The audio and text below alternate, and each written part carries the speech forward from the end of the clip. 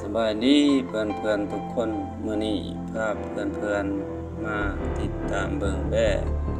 ที่เลี้ยงตามธรรมชาติเลี้ยงตามทุ่งไร่ทุ่งนาในช่วงระยะนี้เข้าสู่เดือนกุมภาหาเดือนมีนาแบะตัวแม่ส่วนหลายจะออกลูกในช่วงนี้บางตัวออกลูกได้1ตัวบางตัวออกลูกได้2ตัวก็ถือว่าอิงตามสายพันธุ์การเลี้ยงแบะสำหรับเจ้าของแบะแม่นได้เอาใจใส่เป็นพิเศษไปติดตามกดกระเบิงยามเช้ายามแลงหรือไล่ตอนเอาเข้าคอกให้เป็นปกติเพื่อให้สัตว์เลี้ยงมีสัญชาตญาณถึงเวลาแม่นกลับมานอนก่อนเก่า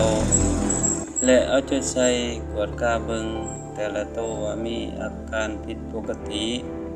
สัตว์บ่สบายมีปากเปื่อยหรือมีบาดแผลอื่นๆเพื่อจะได้ท่วงทันในการปิ่นปัวโดยเฉพาะช่วงนี้แบะน้อยที่เกิดใหม่แม่นต้องได้เอาใจใส่ติดตามกวดกาเบิงท้องเบิงสะบือแบะน้อยมักมีแม่ขี่แมงวันเจาะท้องเฮ็ดให้แม่น้อยบ่กินนมแม่จอยพร้อมเหงาบ่แข็งแรง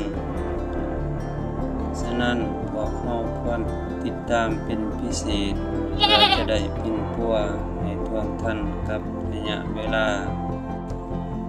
ท้ายคลิปนี้ก็ขอให้เพื่อนๆทุกคนจงโชคดีมีชัยตลอดไป